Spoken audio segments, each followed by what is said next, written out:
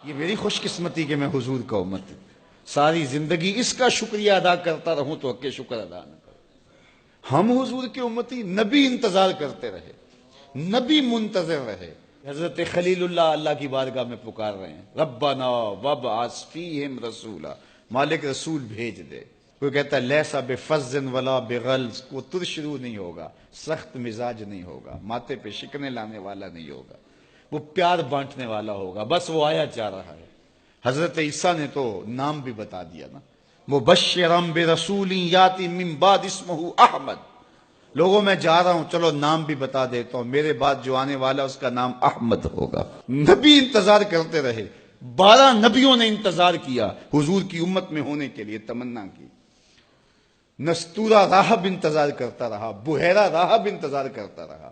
شب ہجر کی سختیاں کوئی اس سے جا کے پوچھے، تیری راہ تکتے تکتے جسے صبح ہو گئی۔ زندگیاں گزار دی انہوں نے۔ سلمان فارسی کی کہانی سن لو، مجوسی کے بیٹے تھے، حق کی طلب میں نکلے، باپ نے گھر سے نکال دیا، ایک پادری کے پاس جا کے رکے، زندگی بھر اس کی نوکری کی۔ جب اس کا آخری وقت آیا، اس نے کہا میری تدفین کے بعد غموریا چلے جانا، وہاں کا پادری خدا رسیدہ ہے، تجھے اس سے کچھ مل جائے گا۔ کہتے میں وہاں سے غموریا آ گیا، پھر اس پادری کی ساری زندگی خدمت کی۔ جب وہ مرنے لگا تو اس نے کہا کوئی ایسا شخص نہیں ہے جس کے پاس اب میں تجھے بھیجوں، لیکن نبی آخر الزمان کے ظہور کے لمحے آ گئے ہیں، تو یہاں سے یثرب چلا جا، وہ اس نبی کی ہجرت گاہ ہوگی، تیری زندگی سنور جائے گی، تو نے بڑی محنت کی ہے، بڑی نوکری کی ہے میری۔ کہتے میں نے اس کو کہا کہیں ایسا نہ ہو میں دھوکہ کھا جو مجھے کوئی نشانی بتا دے۔ اس نے کہا 3 نشانیاں ہیں، ایک صدقہ نہیں لے گا، دوسرا ہدیہ رد نہیں کرے گا، تیسرا 2 کندھوں کے درمیان مہر نبوت ہو۔ کہتے ہیں میں نے اس کی تدفین کی، یثرب کی جانب جاتے ہوئے ایک قافلے میں شامل ہو گیا، انہوں نے مجھے پکڑ کے اپنا غلام بنا لیا، لیکن میرے پہ مہربانی یہ کی کہ مجھے بیچا جا کے مدینے میں۔ ایک یہودی نے مجھے خرید لیا، میں اس کے باغ میں گوڈی کرتا تھا، کام کرتا تھا، کھجوریں توڑتا تھا، لیکن میں انتظار میں تھا کہ کبھی وہ نبی آخر الزمان آئے تو مجھے دید ہو، کبھی عرش پر، کبھی فرش پر، کبھی ان کے در، کبھی در بدر۔ غم عاشقی تیرا شکریہ، میں کہاں کہاں سے گزر گیا۔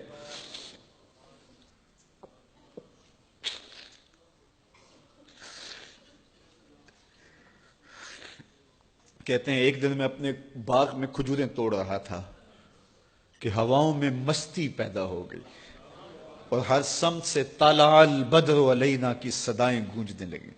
میں سمجھ گیا کہ وہ لمحے آ گئے، میں نے چھلانگ لگا دی اور دوڑ پڑا۔ میرے آقا نے سمجھا شاید غلام بھاگ گیا، اس نے دوڑ کے مجھے پکڑ لیا۔ میں نے اس کو کہا کہ میں نوکر تیرا ہی ہوں، لیکن دل نوکر کسی اور کا ہے، میں بھاگوں گا نہیں، مجھے جانے دے۔ میں کچھ کھجوریں لے گیا تھا صدقے کی نیت سے، جا کے حضور کو پیش کی۔ آقا کریم نے فرمایا ہم نبی صدقہ نہیں لیتے۔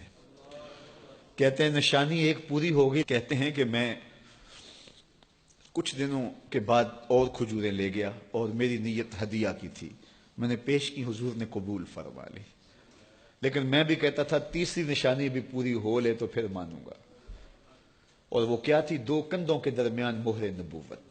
کہتے ہیں ایک دن حضور میرے باغ میں آئے اور آقا کریم نے اپنے مبارک کندھے پہ چادر رکھی ہوئی تھی اور چادر کی اوٹ میں مہر نبوت چھپی ہوئی تھی، اور میں پیچھے ہو کے دیکھتا تھا، اور میری آرزو یہ تھی کہ کوئی تیز جھونکا ہوا کا آئے اور چادر ہٹ جائے اور میں مہر نبوت کی زیارت کر لوں۔ حضور میرے ارادہ قلب سے آگاہ ہوئے، فَأَلْقَى إِلَيَّ رِدَاءَهُ، حضور نے چادر اتار کے میری جانب پھینکی اور پھر ایسے رخ کر کے فرمایا انظر الی ما امرت بہ، اس پادری نے جو بتایا تھا دیکھ لے آ کے۔ تو کہا میں نے دیکھا کہ حضور کے کندھوں کے درمیان۔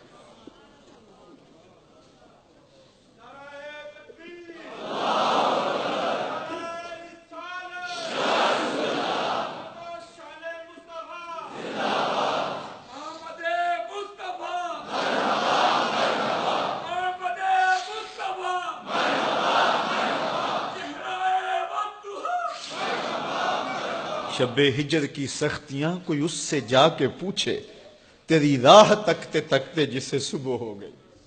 ہم نے تو کوئی انتظار نہیں کیا نا، ہم نے تو کوئی دکھ نہیں سہا، ہم سوئے تھے مقدر جاگ اٹھے، ہمارے والد مسجد سے مولوی صاحب کو بلا لائے، انہوں نے کان میں آ کے کہا مبارک ہو تو حضور کا نوکر بن کے آ رہا۔ میرے والد گرامی ایک شعر جھوم کے پڑھا کرتے تھے، محمد جانے جانا ہے، پیغمبر ہو تو ایسا ہو، رسولوں کی بشارت سے مبشر ہو تو ایسا ہو، امر توقیر کا سب کو موکر ہو تو ایسا ہو، کیا ہم کو غلام ان کا مقدر ہو تو ایسا ہو۔ میں اپنے مقدر پہ قربان نہ جاؤں، آپ اپنے مقدر پہ نثار نہ جائیں، ہمیں وہ نبی ملا جو نبیوں کا نبی ہے۔